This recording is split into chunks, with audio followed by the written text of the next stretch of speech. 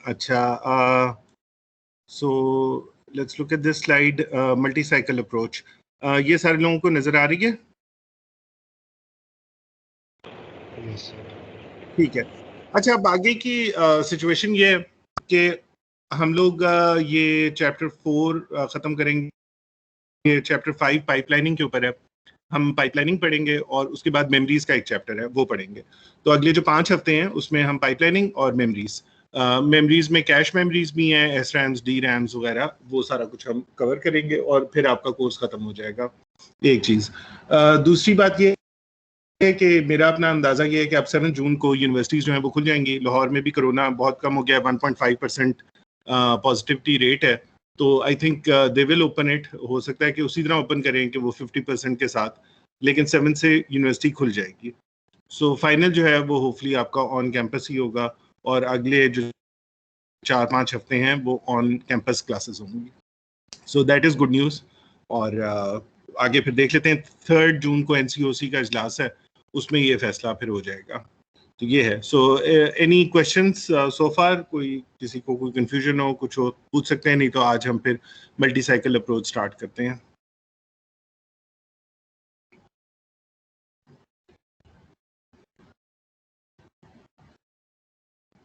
Okay. अच्छा, if you recall, हम लोगों ने जब ईद की छुट्टियां थी उसके जाने से पहले हम लोगों ने स्टार्ट किया था सिंगल साइकिल अप्रोच। तो सिंगल साइकिल में आप एक लंबा सा क्लॉक साइकिल लेते हैं और सारी इंस्ट्रक्शंस जो हैं वो उस क्लॉक साइकिल के अंदर कंप्लीट होती हैं। उसमें प्रॉब्लम क्या होती है कि कुछ इंस्ट्रक्शंस जो हैं वो ज़्यादा टाइम लेती हैं और कुछ इंस्ट्रक्शंस जो हैं वो कम टाइम लेती हैं। लेकिन आपको अपनी क्लॉक साइकिल जो है वो इतनी बड़ी रखनी पड़ती है कि जो सबसे आपकी स्लो इंस्ट्रक्शन है, जो सबसे ज़्यादा टाइम लेती है, वो भी उसमें कंप्लीट हो सके। और इसकी वजह से you waste a lot of time, because दरमियान में जब वो इंस्ट्रक्शंस आती हैं जो छोटी होती हैं, तो उसमें प्रोसेसर उसको कंप्लीट करके बस वेट कर रहा होता है साइकिल के कंप्लीट होने का। जब तक क्लॉक साइकिल कंप्लीट नहीं होता, प्रोसेसर अगली इंस्ट्रक्शन को एग्जीक्यूट नहीं करता। सो जी, एनी क्वेश्चन? तो फिर अपना माइक म्यूट कर लें। जी। तो वो बड़ी इनएफिशिएंट सी अप्रोच है। पुराने प्रोसेसर्स के अंदर ये रखी जाती थी, लेकिन अब हम लोग ये नहीं करते। तो इसका जो सेकंड इंप्रूवमेंट थी, that was what we will study today, which is multi cycle approach. ठीक है। मल्टी साइकिल अप्रोच क्या है? तो मल्टी साइकिल अप्रोच में वो ये कहता है कि आप हर इंस्ट्रक्शन को स्टेप्स में ब्रेक करते हैं। यानी कि बजाय इसके कि एक पूरी इंस्ट्रक्शन हो, आप उसको छोटे छोटे स्टेप्स में ब्रेक करें और हर स्टेप जो है वो एक साइकिल ले, एक क्लॉक साइकिल एक स्टेप में ले। ठीक है। और अब कुछ इंस्ट्रक्शंस जो हैं वो कम स्टेप्स लेंगी, कुछ इंस्ट्रक्शंस जो हैं वो ज्यादा स्टेप्स लेंगी। तो उससे क्या होगा कि आपका जो टाइम है वो जाया नहीं होगा। जो इंस्ट्रक्शन छोटी होगी वो कम क्लॉक साइकिल्स में कंप्लीट हो जाएगी और जो इंस्ट्रक्शन बड़ी होगी वो ज्यादा क्लॉक साइकिल्स के अंदर कंप्लीट हो जाएगी। ठीक है। तो इसमें हम लोग जो है इसको स्टेप्स के अंदर ब्रेक करेंगे। तो अब हम देखते हैं कि हमारा जो स्टेप्स बनती हैं इंस्ट्रक्शन की, वो क्या है। ठीक है। एनी क्वेश्चन सो फार? कोई चीज? एक सेकंड में देख लो कितने लोग हैं। चले 10 लोग आ गए हैं। ठीक है। ओके।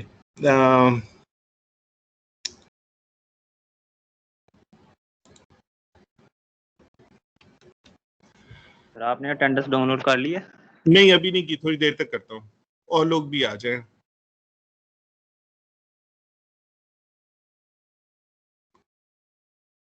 अच्छा, so multi-cycle approach. Note particularities of multi-cycle versus single cycle diagram. Single memory for data and instructions. Single ALU. No extra adders. Extra registers to hold data between clock cycles. अच्छा, अब यहाँ पे वो ये कह रहा है कि ये जो ऊपर वाली डायग्राम थी ये सिंगल साइकिल डेटा पाथ की है और जो नीचे वाली डायग्राम है वो है आपकी मल्टी साइकिल डेटा पाथ की।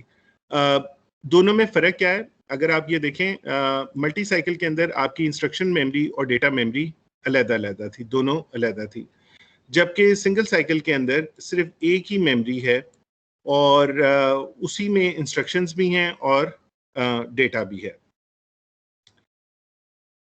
इसके अलावा इसके अंदर एक सिंगल ALU है, ये वाला जो सारा काम कर रहा है, जबकि यहाँ पे आपके पास एक ये वाला भी ALU था, फिर आपके पास ये वाला एक और एडर भी था इसके साथ, वो नहीं है, ठीक है।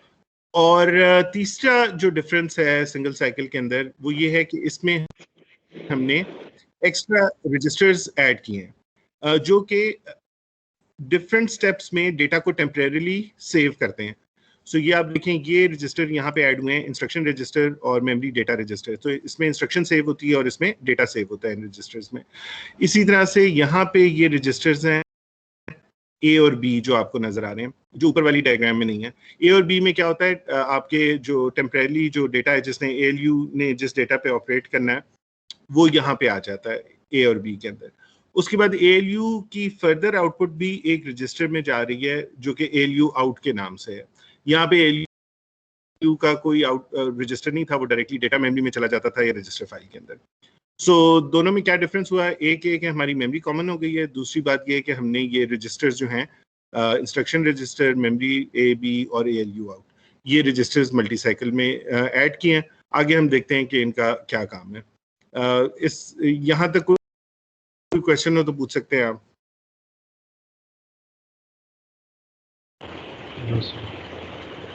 ओके यस सर, वो आपने अटेंडेंस लिस्ट डाउनलोड कर लिया? नहीं, अभी नहीं की, थोड़ी देर तक करता हूँ। ठीक है सर, वो मैंने लेट ज्वाइन किया बस। कोई बात नहीं।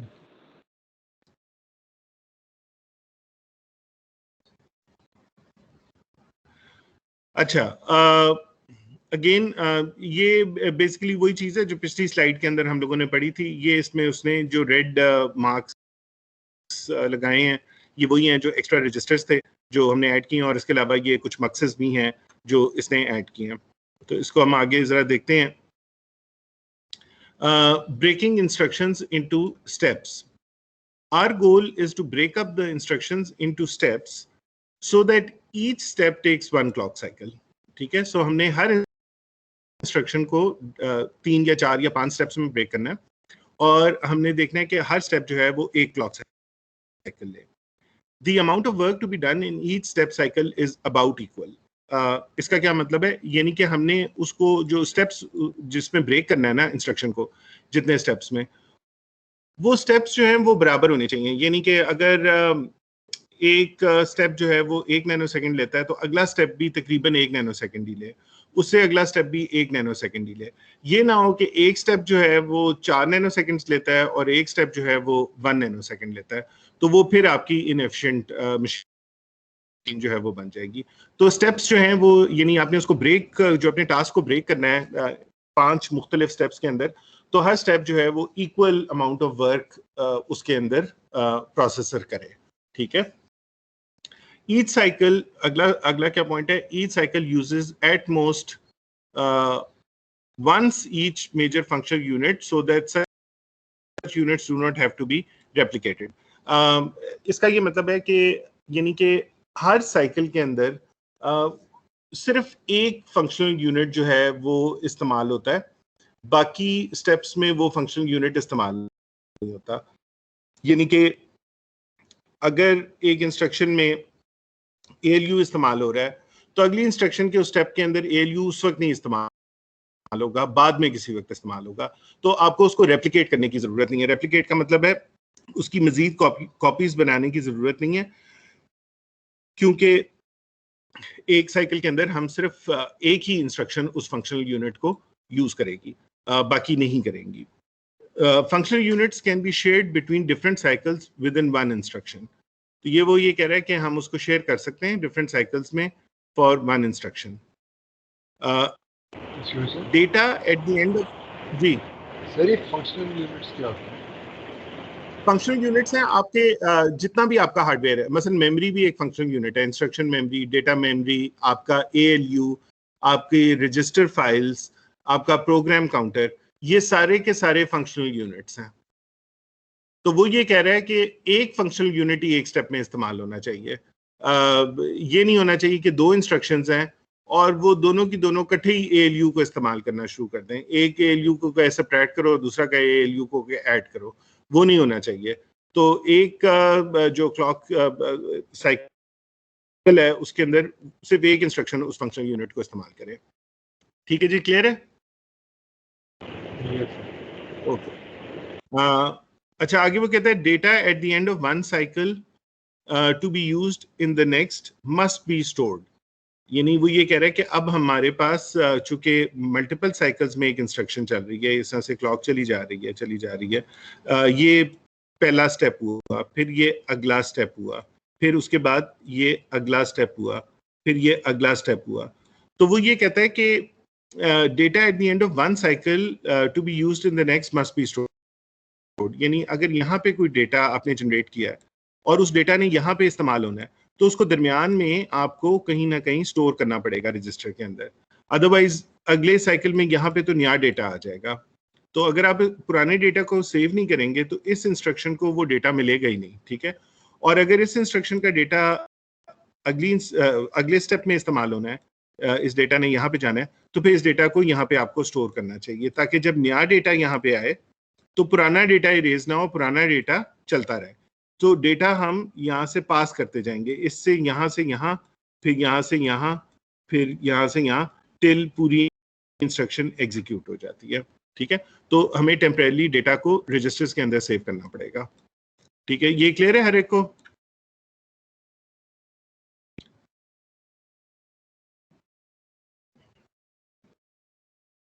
Is it clear?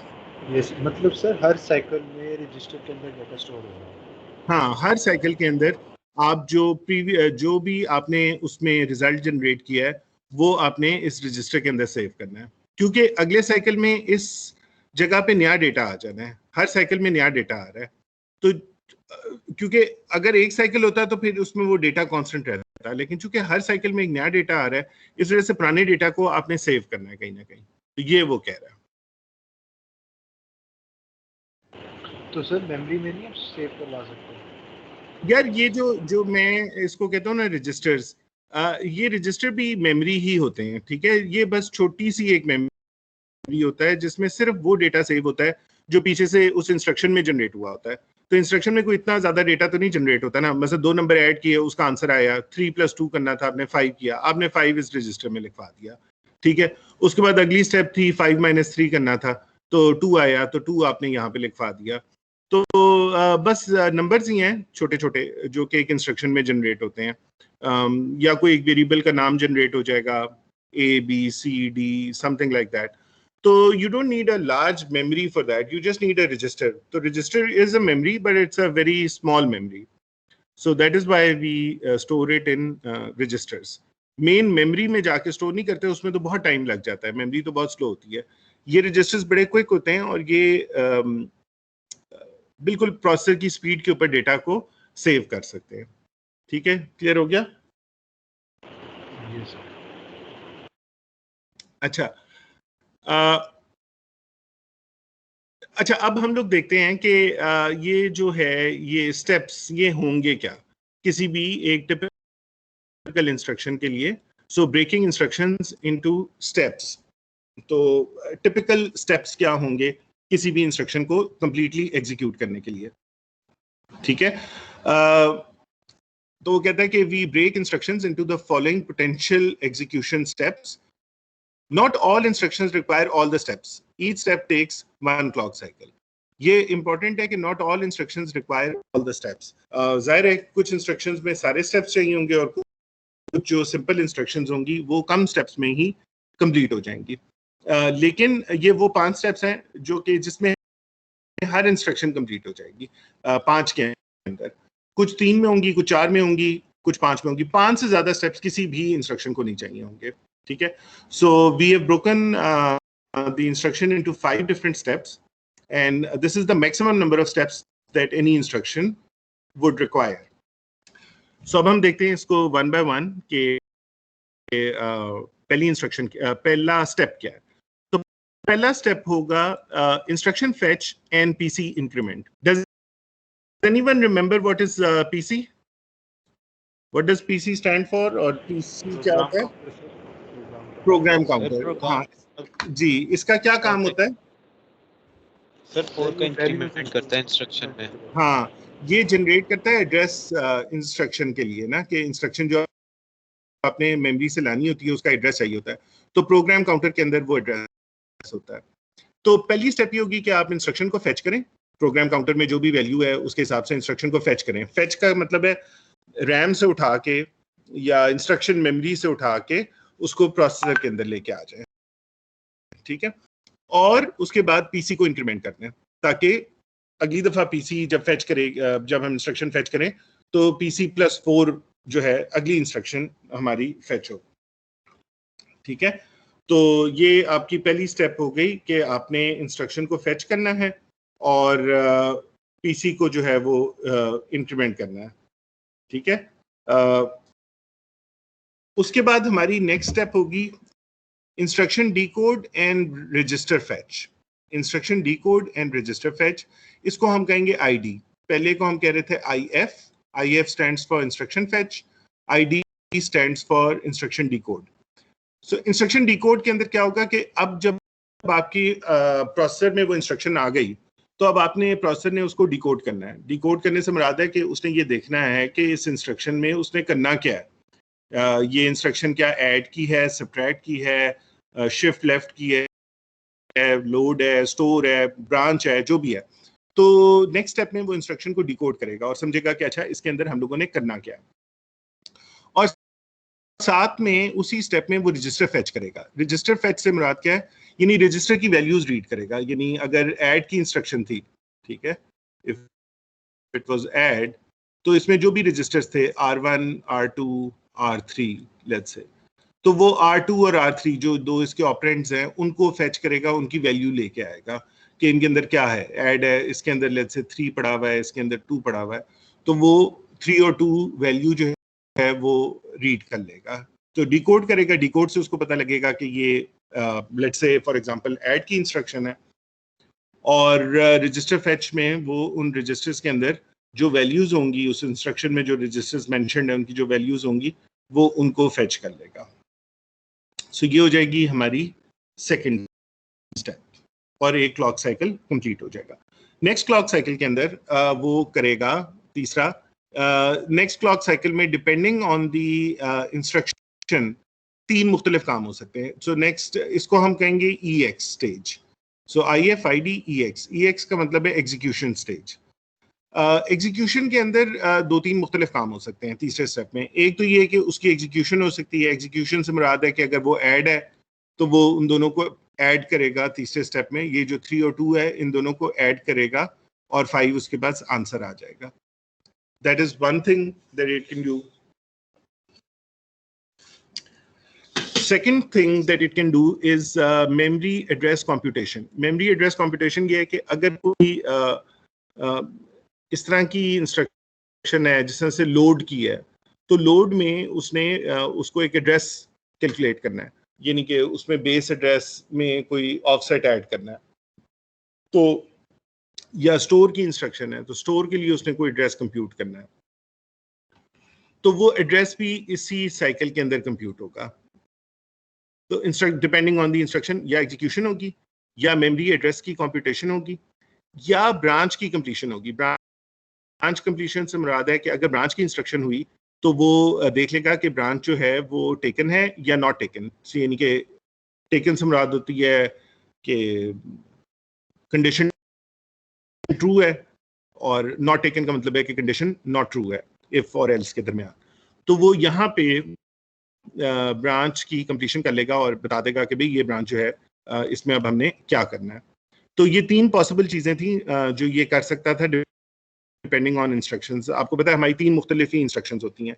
एक R टाइप होती है, एक ये इमीडिएट होती है, और एक ब्रांच की होती है। तो ये ब्रांच वाली या जंप की जो इंस्ट्रक्शंस हैं वो सारी यहाँ पे कंप्यूट हो जाएंगी। हमारा तीसरा साइकिल हो जाएगा EX स्टेज। अच्छा, अब उसके बाद चौथा स्टेप जो है वो हमारा होगा मेमोरी एक्सेस और R टाइप इंस्ट्रक्शन कंप्लीशन। इसको हम मेम्स स्टेज कहेंगे MEM मेमोरी एक्सेस।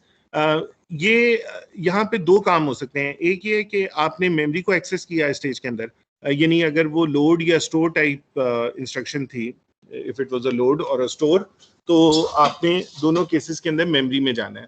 तो स्टेप नंबर 4 ये होगा कि वो मेमोरी में जाएगा अगर कोई लोड स्टोर इंस्ट्रक्शन हुई। और अगर लोड स्टोर ना हुई, आर टाइप इंस्ट्रक्शन हुई, आर टाइप यही होती है अरिथमेटिक इंस्ट्रक्शन, मसलन ऐड, तो ये उसको कंप्लीट कर लेगा, यानी कि ऐड का जो भी रिजल्ट है 3 + 2 वो 5 करके वो उसको रजिस्टर के अंदर लिखवा देगा। और फिर आखिरी स्टेप हमारी होगी right back. Right back stage memory read completion, इसको WB लिखा हुआ है, सो यहाँ पे मेमोरी रीड और राइट दोनों आप कर सकते हैं, राइट भी होगा, तो इसको हम राइट बैक स्टेज कहते हैं। यहाँ पे हम मेमोरी के अंदर जो भी डेटा हमने लिखवाना होगा या उसे रीड करना होगा वो हमारा कंप्लीट हो जाएगा। तो सारी इंस्ट्रक्शन सारा टाइम नहीं लेंगी। मसलन आर टाइप इंस्ट्रक्शन जो है देखें 4 साइकिल्स में कंप्लीट हो गई है। ब्रांच की इंस्ट्रक्शंस जो है वो 3 साइकिल्स में कंप्लीट हो गई हैं, और लोड और स्टोर की इंस्ट्रक्शन 5 साइकिल्स में कंप्लीट हो रही हैं। तो पहले दो तो हर इंस्ट्रक्शन में ही होंगे, आपने उसको फेच भी करना होगा, डिकोड भी करना होगा। सो 2 स्टेप से कम में तो कोई भी कंप्लीट नहीं होगी, 2 स्टेप्स हर एक के होंगे। थर्ड स्टेप में ब्रांच कंप्लीट हो जाएगी, फोर्थ स्टेप में आर टाइप कंप्लीट हो जाएगी, फिफ्थ स्टेप में लोड स्टोर कंप्लीट हो जाएगी। तो इसलिए उसने लिखा है कि each MIPS instructions takes from 3 to 5 cycles, या स्टेप्स हम कह सकते हैं, कुछ 3 में होंगी और कुछ 5 के अंदर होंगी। ठीक है, सो ये 5 स्टेप्स हैं, ये आपको याद रहनी चाहिए, ये इंपॉर्टेंट स्टेप्स हैं क्योंकि इन्हीं को हम यूज करते रहेंगे। सो 5 स्टेप्स क्या हैं? IF, ID, EX, MEM और राइट बैक। इस पे कोई अगर क्वेश्चन हो तो पूछ सकते हैं आप।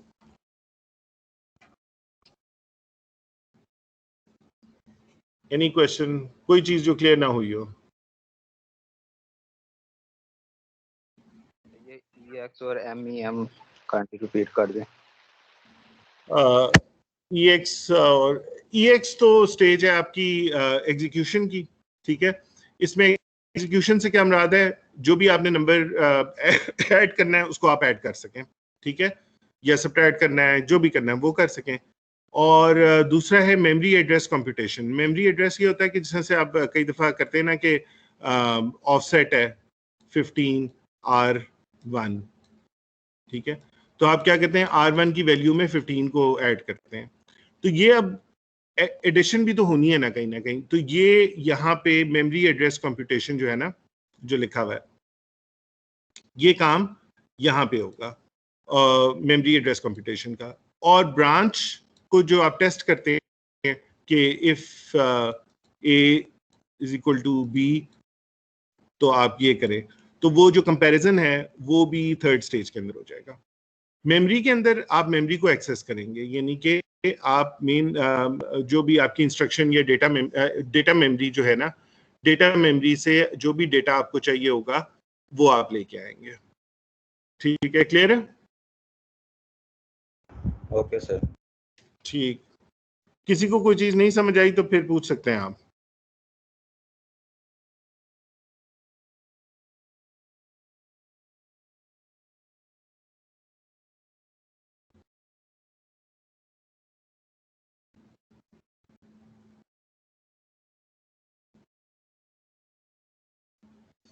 ओके, ठीक है, आगे चलते हैं हम लोग। अच्छा, अब हम लोग स्टेप बाय स्टेप ना थोड़ा डिटेल में देखते हैं सारी स्टेप्स को, कि हर स्टेप के अंदर एग्जैक्टली क्या हो रहा है। ठीक है, तो मैंने आपको बता तो दिया है, लेकिन ये कि इसको हम थोड़ा सा डिटेल में भी देख लेते हैं कि ये क्या होता है हर स्टेप के अंदर, तो ताकि जिनको क्लियर नहीं है उनको भी ये जो है ये क्लियर हो जाएगा। अच्छा जी, सबसे पहले कहता है कि step 1, instruction fetch PC increment IF. Use PC to get instruction and put it in the instruction register. Increment PC by 4 and put the result back into PC. So इसको हम लोग इस तरह से लिख सकते हैं कि इंस्ट्रक्शन IR से क्या बन रहा है? Instruction register. So instruction register is equal to memory addressed by PC. So PC में एड्रेस है मेमोरी का, उस लोकेशन का जहां आपकी इंस्ट्रक्शन पड़ी हुई है। तो ये मेमोरी में जाएगा, पीसी को यूज करेगा एज एन एड्रेस और इंस्ट्रक्शन को लाके इंस्ट्रक्शन रजिस्टर के अंदर लिख देगा और फिर पीसी को कर देगा PC+4 ताकि फिर नेक्स्ट टाइम अगली इंस्ट्रक्शन जो है वो हमारे लिए आ जाए। तो इसको हम लोग शॉर्ट फॉर्म में इस तरह लिख सकते हैं, IR is equal to memory PC, PC is equal to PC+4। So this is what happens in first step.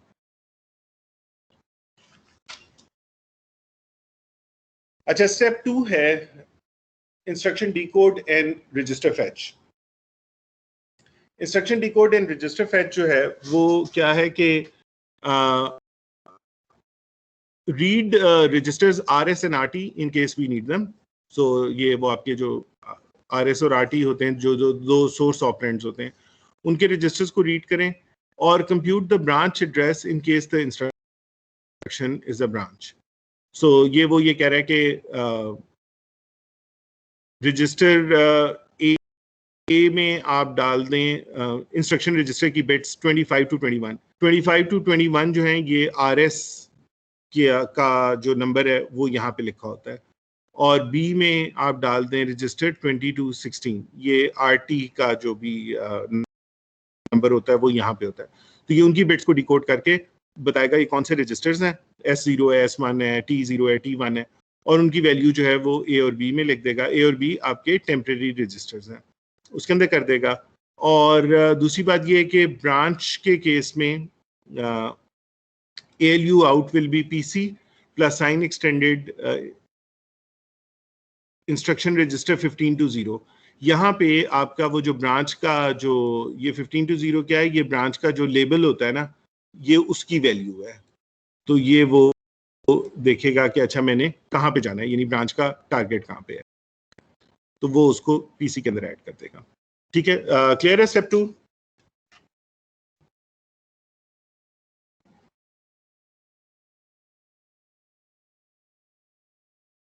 अगर कुछ नहीं क्लियर तो पूछ सकते हैं।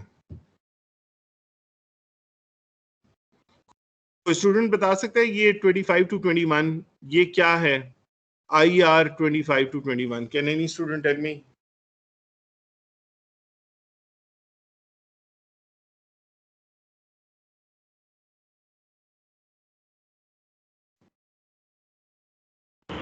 सर एड्रेस है किस चीज का?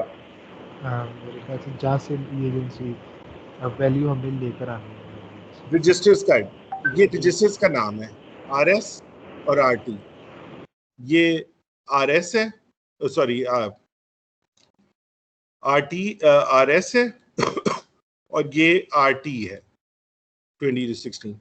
ये जो इंस्ट्रक्शन है ना, ये उसकी बिट्स हैं। तो रिमेंबर वो इसी तरह से होता है ना, RS RT RD and so on. तो ये वो बिट्स हैं। ठीक है, क्लियर है? यस सर, क्लियर है। ओके, सो ये हो गई हमारी step number 2। Now step number 3 जो है हमारी, वो है एग्जीक्यूशन, एड्रेस कंप्यूटेशन और ब्रांच कंप्लीशन। ये जैसा मैंने आपको बताया था कि स्टेप 3 में depending on the type of instruction 3 मुख्तलिफ काम हो सकते हैं। एग्जीक्यूशन हो सकती है, एड्रेस कंप्यूटेशन हो सकती है और ब्रांच कंप्लीट हो सकती है। ठीक है, सो ये तीनों जो स्टेप 3 में, और इनमें से कोई एक ही इंस्ट्रक्शन होगी, जाहिर है कि जो भी इंस्ट्रक्शन होगी वो या आर टाइप होगी या ब्रांच होगी या जंप टाइप होगी। तो ALU performs one of the 4 functions depending on the instruction type.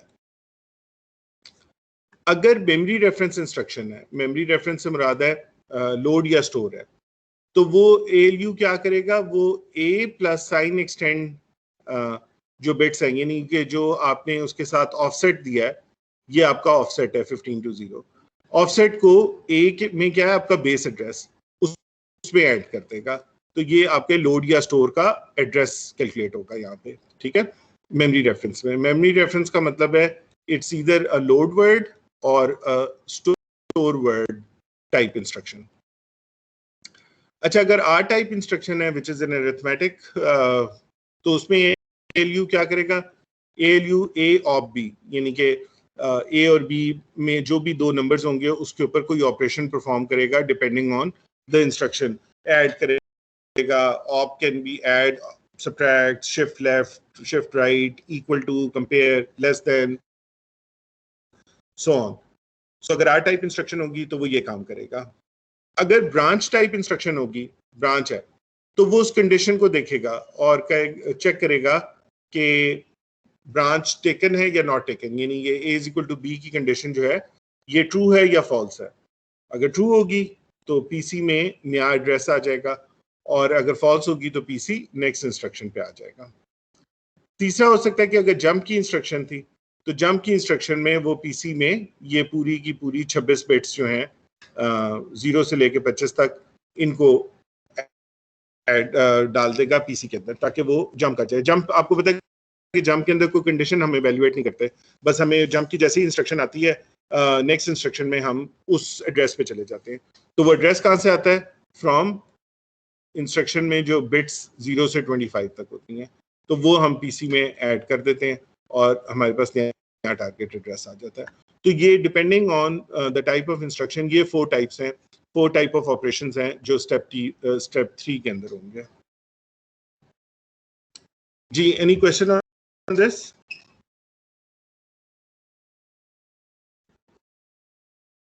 Same memory reference वाला क्या है? मेमोरी रेफरेंस वाला है जिस तरह लोड और स्टोर की इंस्ट्रक्शन होती है. इफ यू रिमेंबर, लोड और स्टोर के अंदर आपने कोई, आपके पास ऑफसेट होता है, ठीक है, इस तरह से लिखा हुआ होता है ना, R1. तो आप क्या करते हैं, आप R1 की वैल्यू को 55 में ऐड करते हैं और आपके पास एक नया एड्रेस आता है. ऐसा ही है ना? जी. ये वाला काम यहाँ पे मेमोरी रेफरेंस में होगा.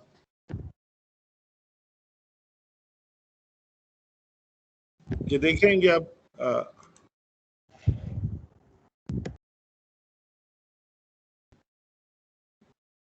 ये प्लस हो रहा है, ये प्लस क्या हो रहा है, ये ऑफसेट है और ये बेस एड्रेस है. ठीक, क्लियर?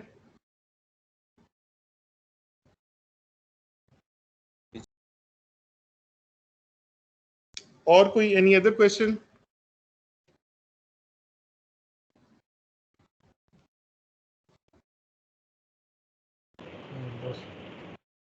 ओके. अच्छा, स्टेप 4 क्या है, मेमोरी एक्सेस और R type instruction completion. So again step 4 को हम शॉर्ट फॉर्म में कहते हैं mem stage. Again depending on the instruction type दो काम हो सकते हैं.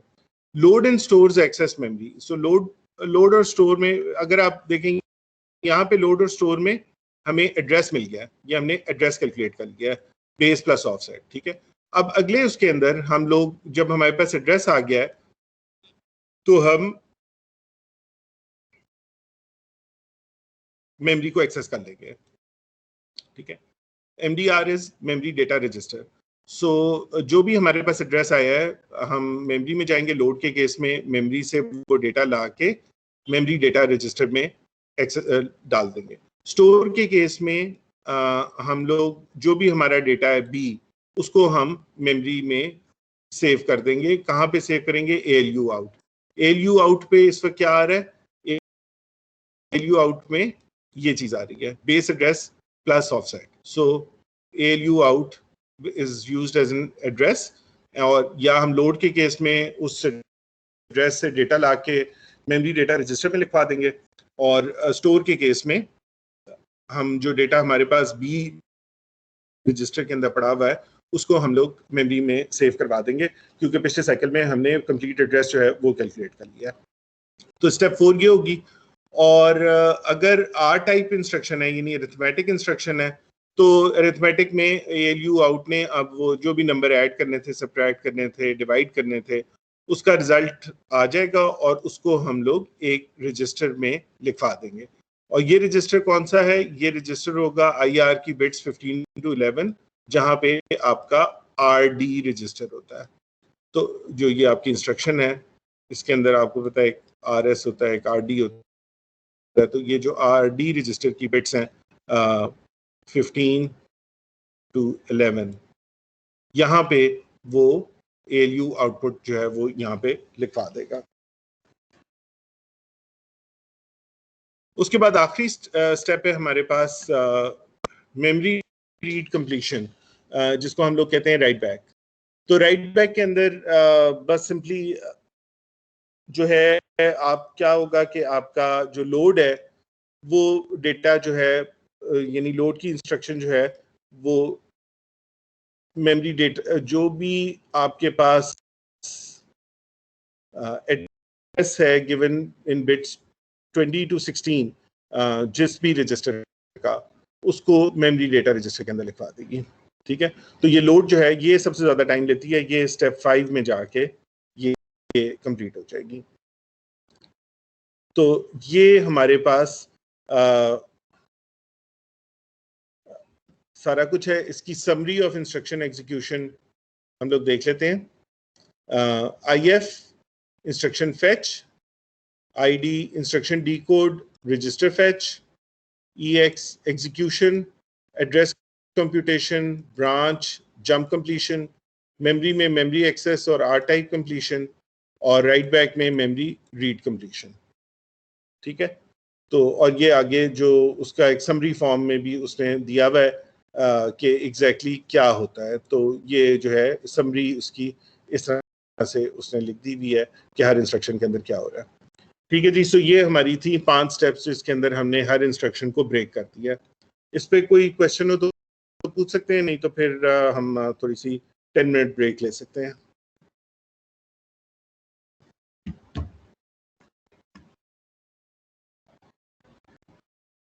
ठीक है जी, क्लियर है सारे लोगों को 5 स्टेप्स?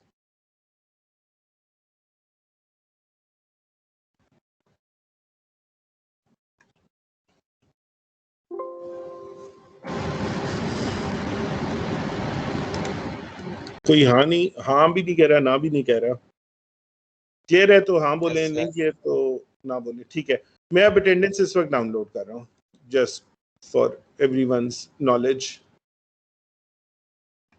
आज का डेट है 1 जून, 1 जून 4।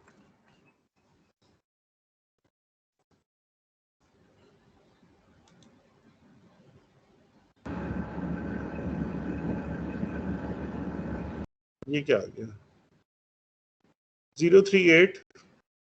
आप क्या कर रहे हैं? Yes sir. पता नहीं, वो आपका कुछ आ रहा था।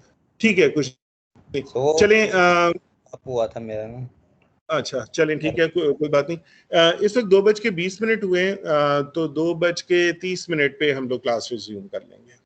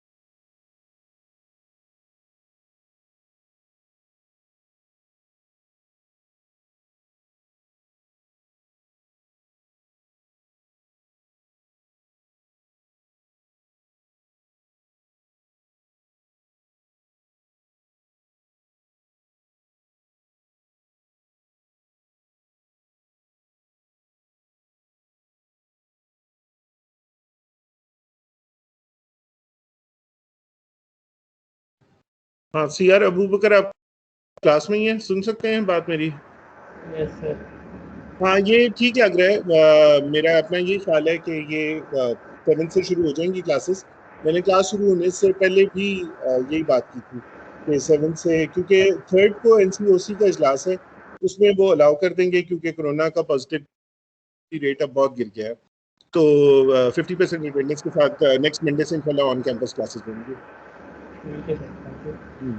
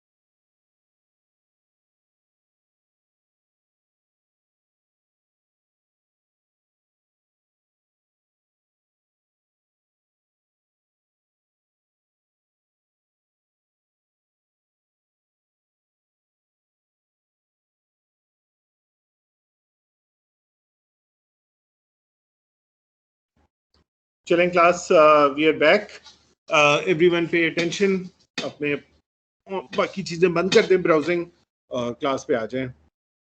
अच्छा, ये स्लाइड सबको नजर आ रही है समरी ऑफ इंस्ट्रक्शन एग्जीक्यूशन की, या बंद हो गई है? Can everyone see the slide? Yes ठीक है।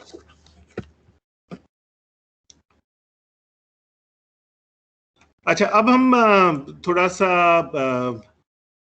ये जो हमारी स्टेप्स है ना, इनकी एनिमेशन देखते हैं कि किस तरह से डेटा जो है वो माइक्रो प्रोसेसर के अंदर फ्लो करता है हर इंस्ट्रक्शन के लिए। ठीक है, तो सबसे पहले हम लोग देखेंगे स्टेप 1 को, इंस्ट्रक्शन फैच। तो इंस्ट्रक्शन फैच में क्या होगा, अगर आप इस फिगर में देखें तो लेफ्ट साइड से अगर हम लोग स्टार्ट हों तो लेफ्ट साइड पे पीसी है, which is the program counter. PC जो एड्रेस जनरेट कर रहा है वो मेमोरी के अंदर जा रहा है। मेमोरी की जो आउटपुट है वो दो रजिस्टर्स के अंदर आ रही है, एक इंस्ट्रक्शन रजिस्टर है और एक मेमोरी डेटा रजिस्टर है। और उसके बाद आगे मेन आपकी रजिस्टर फाइल है जिसके अंदर आपके 32 रजिस्टर्स हैं, और उसके बाद ए और बी फिर आपके टेम्परेरी रजिस्टर्स हैं, फिर ALU है और फिर ALU आउट है एक temporary register. So let's see what happens in the first step. So सबसे पहले आपका पीसी एक्टिवेट होगा, वो एक एड्रेस भेजेगा मेमोरी को, मेमोरी एक्टिवेट हो जाएगी। मेमोरी जो है जो इंस्ट्रक्शन आएगी, इस मेमोरी के अंदर डेटा भी है और इंस्ट्रक्शन भी है, लेकिन फिलहाल ये एक इंस्ट्रक्शन रीड की है इसने। पीसी से जो एड्रेस आता है वो इंस्ट्रक्शन का होता है, डेटा का नहीं होता। तो ये इंस्ट्रक्शन रीड हुई और इंस्ट्रक्शन जो है वो टेम्परेली हमने इंस्ट्रक्शन रजिस्टर के अंदर सेव कर ली, और उसके बाद हम लोगों ने यही जो पीसी का एड्रेस था इसको यहाँ ALU में भेजा। ALU में हमने इसमें 4 जमा किए, ये जो आपको यहाँ पे नजर आ रहा है, यहाँ पे आप देखें ये 4 नजर आ रहा है, और दूसरा एंड पीसी से आ रहा है। PC +4 किया, ALU की आउटपुट PC +4 होके वापस PC के अंदर चलेगी। तो अब PC जो है वो नेक्स्ट इंस्ट्रक्शन के लिए रेडी हो गया। तो this is what happens, this is what happens in step number 1। ठीक है जी, क्लियर है? Any questions on this?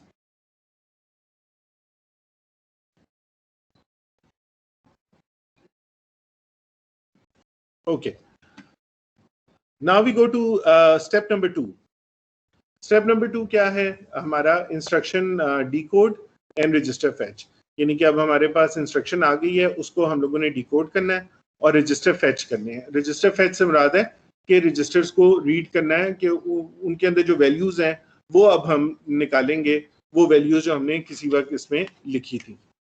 ठीक है, तो ये यहाँ से स्टार्ट होगी। पहले साइकिल में तो ये हो गया था, ये IR है, तो IR आपने देखा कि ये रजिस्टर्स के जो बिट्स हैं वो यहाँ पे चले गए। ठीक है, और इसके अलावा जो है हमारे पास अगर कोई इमीडिएट ऑपरेंड है, साइन एक्सटेंड करना है उसको, यानी कि आपने एक नया एड्रेस कैलकुलेट करना है, तो उस सूरत में वो ALU की इनपुट पे चला जाएगा, और ALU आउटपुट जो है वो क्या है? PC + sign extended immediate. तो इमीडिएट जो है वो यहाँ से आ गया है और PC की वैल्यू यहाँ से आ गई है, और ALU इन दोनों को ऐड कर रहा है, ऐड करके ALU आउटपुट में लिखवा रहा है। दूसरा, यहाँ पे अब आपके पास रजिस्टर्स जो दोनों आपने रीड किए थे, मसलन एक में 3 था एक में 5 था, तो 3 और 5 A और B में आ जाएगा। Any question?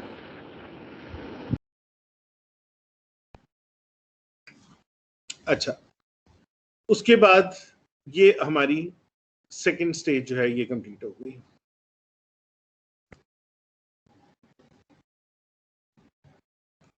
और तीसरा था, अगर ब्रांच टारगेट था तो ब्रांच टारगेट का एड्रेस हमने यहाँ पे कैलकुलेट कर लिया।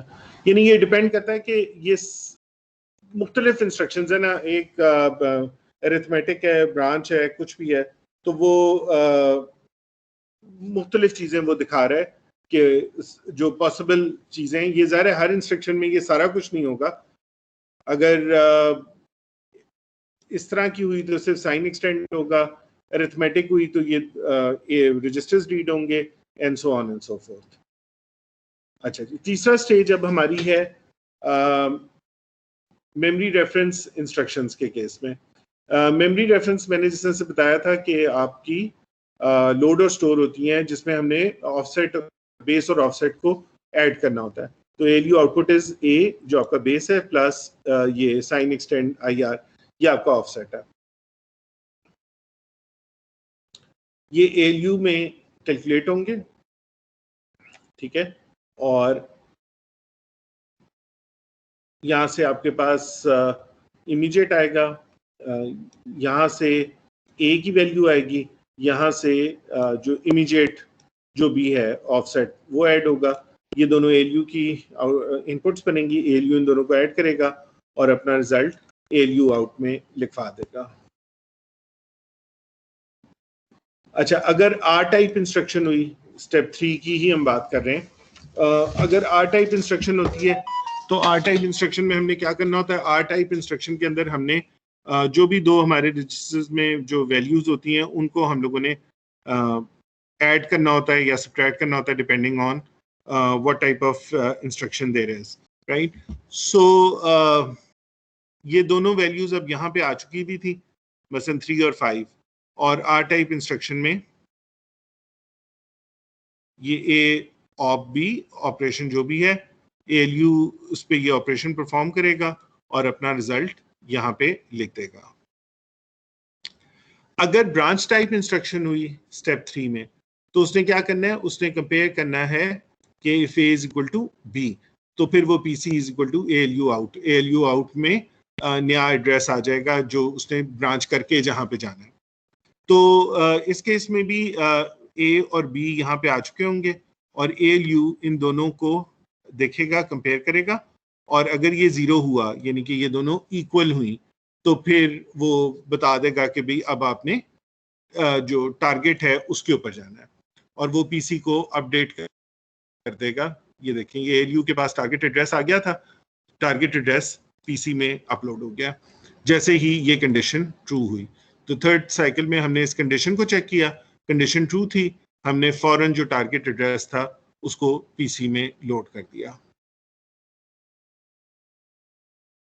अच्छा, दूसरी थी कि अगर वो जंप टाइप इंस्ट्रक्शन है, तो जंप में हमने कोई कंडीशन नहीं इवेल्युएट करनी होती, हमने सिर्फ जो एड्रेस होता है उसको पीसी के अंदर अपलोड करना होता है। तो वो उसने, ये जो इंस्ट्रक्शन थी इसी के अंदर एड्रेस था और वो डायरेक्टली हम लोगों ने इसको अपलोड कर दिया पीसी के अंदर जंप के केस में। ठीक है जी, ये स्टेप 3 था for 3 different type of instructions. इसमें अगर कोई क्वेश्चन हो तो पूछ लें, नहीं है तो फिर हम स्टेप 4 पे चले जाते हैं।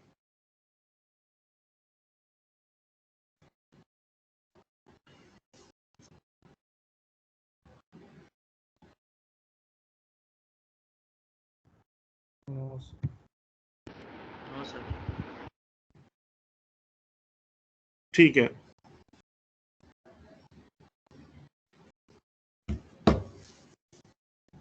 ओके। अच्छा, स्टेप 4 है मेमोरी एक्सेस का।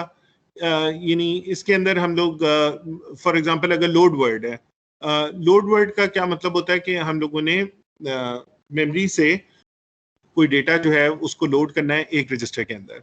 तो हम लोड वर्ड के केस में इफेक्टिव एड्रेस पहले कैलकुलेट कर चुके हैं, वो एलयू आउटपुट के ऊपर आ रहा है, एड्रेस हमारा है क्या, ठीक है। तो हम अब चौथे साइकिल में उस एड्रेस को भेज देंगे इस मेमोरी के अंदर। इसके अंदर डेटा और एड्रेस दोनों, डेटा और इंस्ट्रक्शन दोनों है। ये एड्रेस हम देंगे इस मेमोरी को, और मेमोरी जो है वो एक्टिव होगी और वो डेटा डेटा रीड होगा मेमोरी से और इस टेम्परेरी रजिस्टर में जाके सेव हो जाएगा, which is the memory data register. तो ये यहाँ पे आके आपका सेव हो जाएगा। स्टेप 4, अगर राइट की इंस्ट्रक्शन है, यानी स्टोर वर्ड की इंस्ट्रक्शन है। स्टोर वर्ड की इंस्ट्रक्शन में क्या है कि हम लोगों ने कोई डेटा हमारे पास है और हमने उसको मेमोरी के अंदर राइट करवाना है। तो उस केस में भी ALU के पास इफेक्टिव एड्रेस है, इफेक्टिव एड्रेस इस मेमोरी को जाएगा, ठीक है। और ये जो B था यहाँ पे वो आपका डेटा पड़ा हुआ है B रजिस्टर के अंदर, और ये डेटा आप देखें WD राइट डेटा पोर्ट से इस मेमोरी के अंदर चला जाएगा। तो ये हमारा हो जाएगा store word.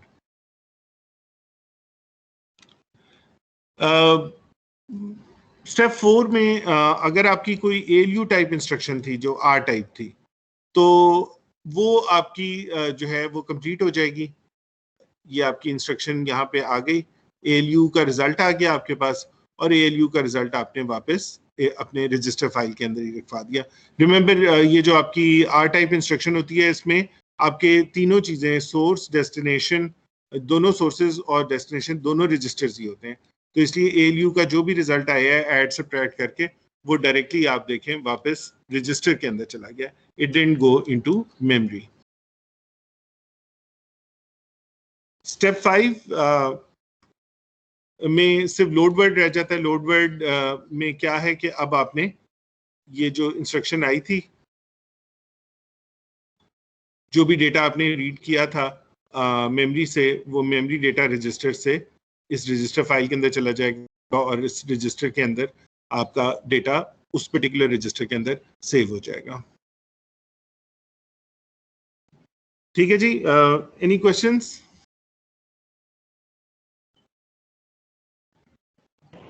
No sir.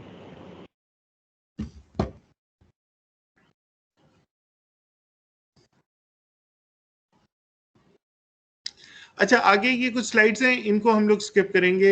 Multi cycle data path with control, जिस तरह से मैंने कहा था कि कंट्रोल अभी फिर बहुत ज़्यादा कॉम्प्लेक्स हो जाएगा सारा का सारा, तो ऑनलाइन इसको पढ़ाना काफ़ी मुश्किल है।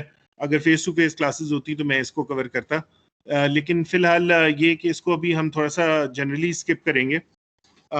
मैं आपको वैसे बता देता हूँ इसके बारे में कि ये जो ऑरेंज में आपको जितने भी सिग्नल्स नजर आ रहे हैं ना, ये सारे कंट्रोल के सिग्नल्स हैं। जहाँ आपको पता है प्रोसेसर में दो होती हैं चीजें, एक कंट्रोल होता है और एक डेटा पाथ होता है। तो डेटा पाथ ये सारा कुछ है, ये जितना कुछ आपको नजर आ रहा है ये आपका डेटा पाथ है, और ये जो ऑरेंज में आपको नजर आ रहे हैं ये आपके कंट्रोल सिग्नल्स हैं।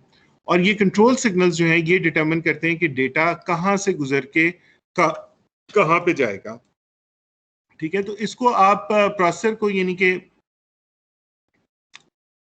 एक सेकेंड और इसको इरेज कर दूं, हाँ, यानी इस पूरे प्रोसेसर को आप समझ सकते हैं कि ये एक रोड नेटवर्क है बहुत बड़ा, ठीक है ना। रोड नेटवर्क है और उसके ऊपर गाड़ियां जो हैं वो गुजर रही हैं, ठीक है। और ये जो कंट्रोल सिग्नल्स हैं ये बताते हैं कि आपका जो गाड़ी है उसने यहाँ से यहाँ जाके यहाँ जाना है, या इधर से इधर से इधर से इधर जाना है। So there are multiple paths. आप देखें कि बहुत मल्टीपल पाथ्स होते हैं प्रोसेसर के अंदर। कोई डेटा कहाँ से स्टार्ट होता है, वो यहाँ से यहाँ भी जा सकता है, यहाँ से यहाँ भी जा सकता है, यहाँ से वापस आ सकता है। So you see data can be routed anywhere from any unit to any other unit, ठीक है। और डेटा ने जाना कहाँ पे है एक्चुअली, वो आपके ये जो कंट्रोल सिग्नल्स है ना, ये आपके समझ लें कि जिस तरह से ट्रैफिक लाइट्स हैं, या ट्रैफिक लाइट्स तो आपको सिर्फ रोकती हैं, इसको हम समझ सकते हैं कि ये कोई गाइडिंग प्रिंसिपल्स है हमारे, जो हमें बता रहे हैं कि भी आपने अब यहाँ से लेफ्ट टर्न करना है, यहाँ से राइट टर्न करना है, यहाँ से ऊपर जाना है, यहाँ से नीचे जाना है। तो ये सारे वो कंट्रोल सिग्नल्स हैं। और ये कंट्रोल सिग्नल्स किस तरह जनरेट होते हैं, ये आपकी इंस्ट्रक्शन से जनरेट होते हैं। इंस्ट्रक्शन का जो ऑप कोड होता है वो बताता है कि ये कंट्रोल सिग्नल्स क्या होंगे, और इंस्ट्रक्शन जो है वो पूरा पाथ क्या लेगी, ठीक है। तो डेटा पाथ में पॉसिबिलिटीज हैं, और ये जितने भी मकसद यहाँ पे लगे हुए हैं ये वो मल्टीपल पाथ्स हैं कि डेटा आ रहा है वो यहाँ से यहाँ पे भी जा सकता है, ये डेटा भी जा सकता है, एंड सो ऑन। यहाँ पे देखें ALU की इनपुट जो है वो B से भी आ सकती है, 4 से भी आ सकती है, साइन एक्सटेंडेड होके भी आ सकती है, 3 से भी आ सकती है, and so on and so fourth. तो ये सारी आपकी कंट्रोल लॉजिक है। तो अभी हमने डेटा पाथ पे ज्यादा फोकस किया है, कंट्रोल के ऊपर कम किया है, लेकिन जनरली ये इस तरह से कंट्रोल होता है। क्लियर है हर एक को? कोई क्वेश्चन हो तो पूछ सकते हैं।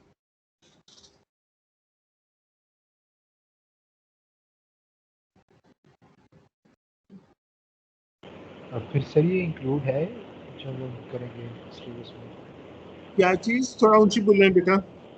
सर ये इंक्लूड होगा अब? अब ये फाइनल में तो होगा इंक्लूड, जाहिर है ये मिड टर्म के बाद का है तो फाइनल में तो होगा। आपने कहा आपका नहीं कि इसको स्किप कर दें? नहीं, हाँ अच्छा उस तरह से, अच्छा या चलें कंट्रोल को आप स्किप कर सकते हैं, ठीक है ओके कंट्रोल को आप स्किप कर दें, लेकिन कंट्रोल का जनरल आइडिया तो आपको होना चाहिए ना कम से कम। चले इम्तिहान में आता है या नहीं आता, लेकिन वैसे तो कंट्रोल अपनी जगह एक बड़ी इंपॉर्टेंट चीज है। तो इसलिए मैं आपको समझा रहा हूँ कि जनरली इस तरह से होता है, लेकिन इसके पूरे हम ट्रुथ टेबल बना के आगे वो सारा कुछ नहीं करेंगे।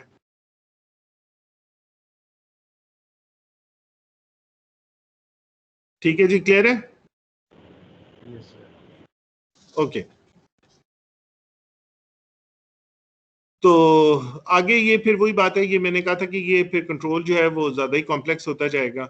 अब ये पूरा उसने उसकी कंट्रोल लॉजिक है वो डेवलप करनी शुरू कर दी है कि किस तरह से होता है। लेकिन मैं भी जनरली बस यही कह रहा हूँ कि ये कंट्रोल जो है ये बता रहा है कि डेटा ने क्या पाथ लेना है, किस इंस्ट्रक्शन ने किस पाथ से गुजरना है। तो इसको भी हम लोग स्किप करते हैं, क्योंकि फिर वो बताएगा आपको कि कंट्रोल सिग्नल्स जो हैं वो क्या आपके सेट होंगे। ये मसलन यहाँ पे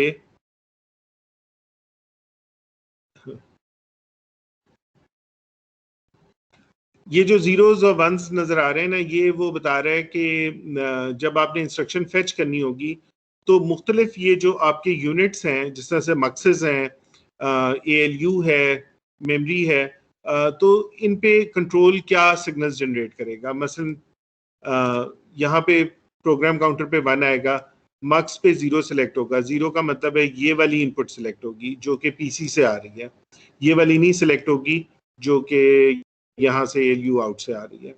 उसके बाद मेमोरी जो है वो 0 सेलेक्ट होगी, राइट पे 0 होगा, रीड के ऊपर 1 होगा, यानी कि हम मेमोरी को रीड कर रहे हैं यहाँ पे, क्योंकि ये PC है, PC ने एड्रेस दिया है तो मेमोरी रीड हो रही है, राइट नहीं हो रही, तो इसलिए ये 1 है, ये 0 है। सो इस तरह से करते करते आप फिर हर एक की एक लॉजिक बनाते हैं कि यहाँ पे 1 है या 0 है, या 1 है या 0 है। ठीक है, तो ये सारी स्टेप 2 का ये कंट्रोल दिखा रहा है। ये जो एक्सेस हैं ये डोंट केयर्स हैं। फिर ये स्टेप 3 का कंट्रोल है।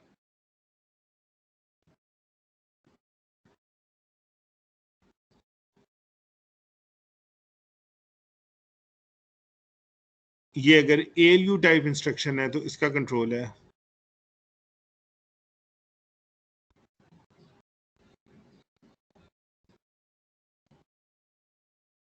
फिर अगर ब्रांच इंस्ट्रक्शन है तो ये इसका कंट्रोल है। तो कंट्रोल मैं इसलिए नहीं डिटेल में पढ़ा रहा, नहीं तो इम्तिहान में जो सवाल इसका बनता है ना, नॉर्मली अगर आप बाहर भी जाके ये सब्जेक्ट पढ़ेंगे तो वो ये कहते हैं कि अच्छा ये आपको पूरी डायग्राम वो दे देंगे और वो कहेंगे अच्छा ये इंस्ट्रक्शन है, आप बताएं ये कंट्रोल सिग्नल्स क्या होंगे। तो आपको फिर सारे बताने होते हैं कि अच्छा ये 0 होगा, ये डोंट केयर होगा, ये 0 होगा, तो वो इंस्ट्रक्शंस दे देते हैं और आपने कंट्रोल सिग्नल्स बना दिए। लेकिन ये अभी के लिए बहुत आपके लिए मेरा ख्याल है मुश्किल हो जाएगा। अगर आपको लगता है आसान है तो आप हम डाल सकते हैं इम्तिहान में, क्या कहते हैं? नहीं सर, काफी मुश्किल हो जाएगा।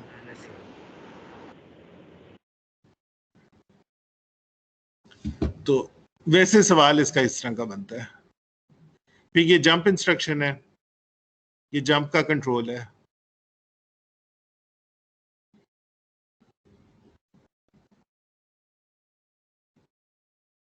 ये लोड वर्ड का कंट्रोल है। ये राइट का कंट्रोल है, यानी स्टोर वर्ड का।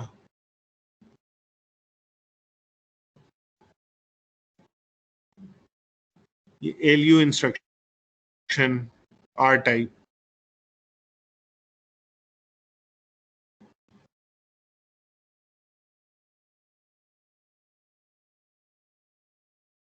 ये लोड वर्ड आखिरी स्टेज।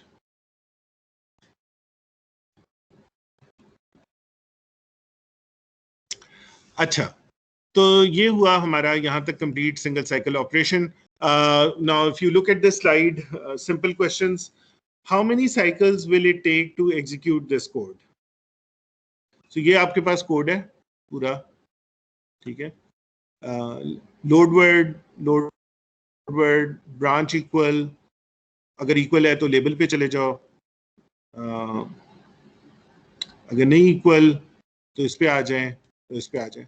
वो कह रहे हैं कि अज्यूम करें कि not equal, so that means कि ये 5 लाइनें एग्जीक्यूट होंगी। नॉट इक्वल है तो आप लेबल पे कभी भी नहीं जाएंगे। तो अगर ये 5 कोड लाइंस ऑफ कोड आपने एग्जीक्यूट करना हो तो टोटल नंबर ऑफ साइकिल्स जो हैं वो आपको कितने चाहिए, ये करें जरा सवाल।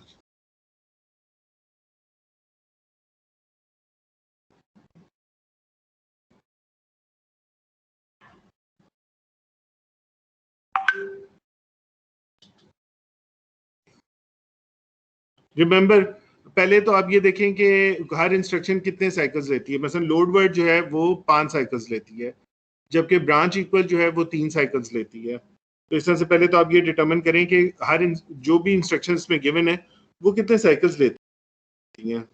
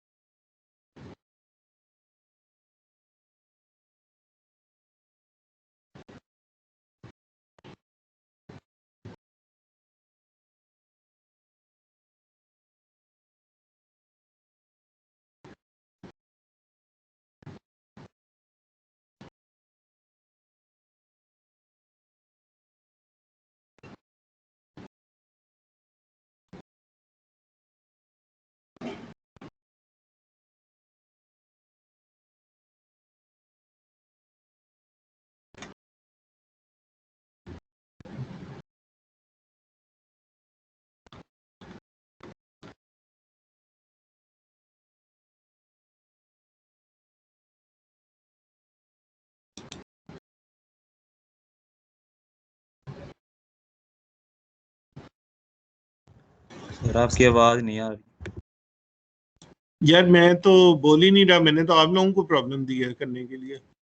ये तो अब आप करें ना, सिंपल क्वेश्चन, इसका मुझे आंसर दें। फिर आगे है what is going on during the 8th cycle of execution. In what cycle does the actual addition of T2 and T3 take place.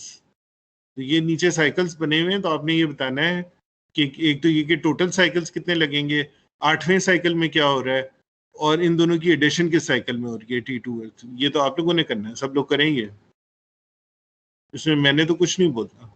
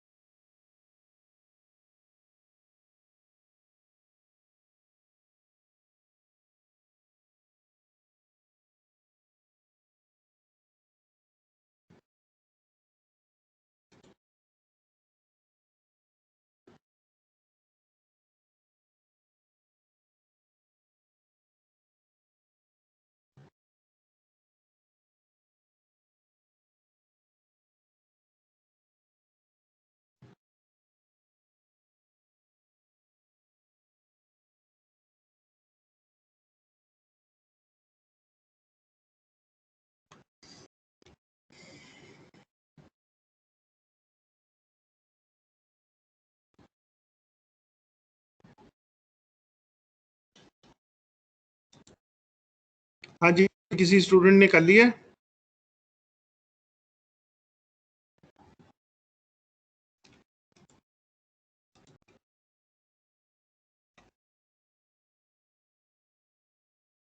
कोई स्टूडेंट कर रहा है?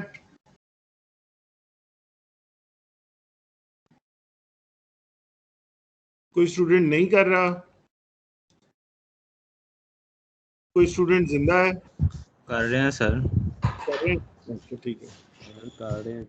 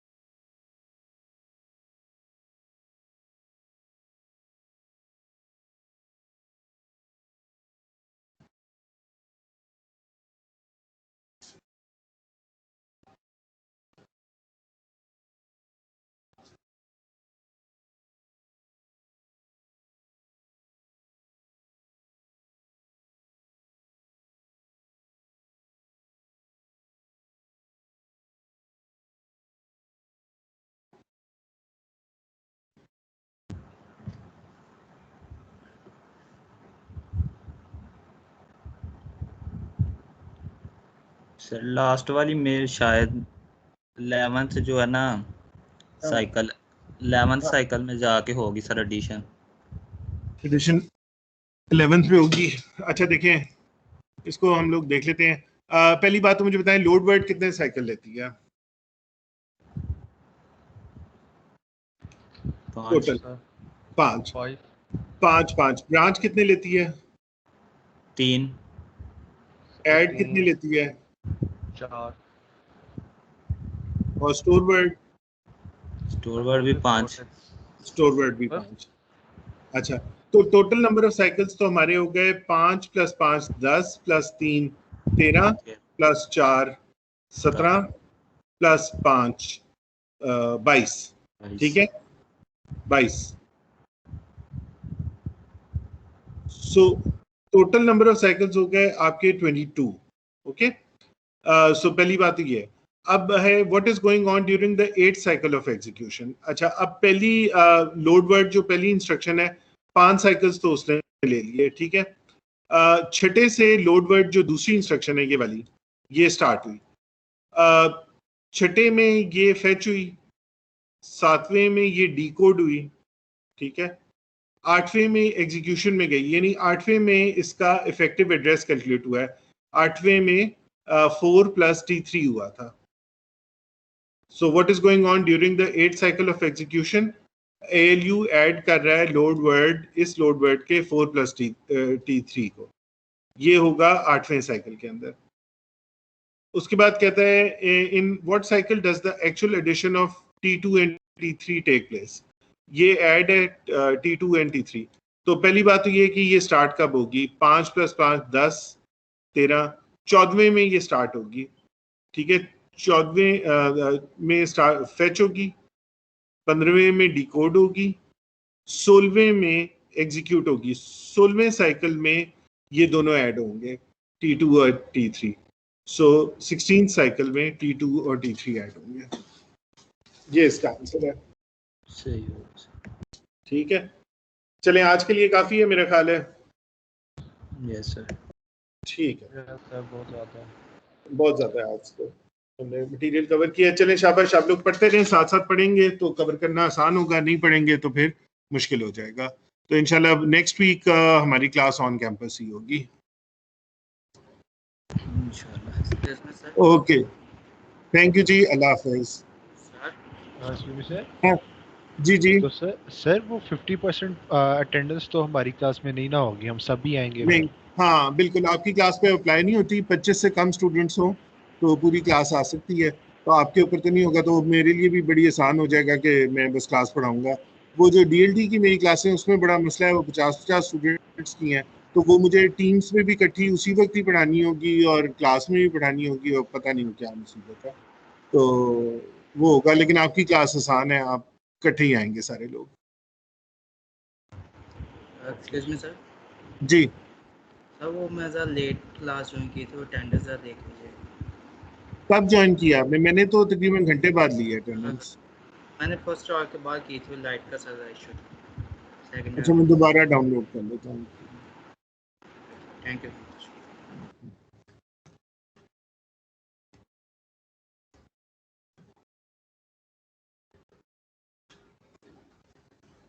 ओके, थैंक यू जी, अल्लाह हाफिज। अल्लाह हाफिज़ सर, अल्लाह हाफिज़।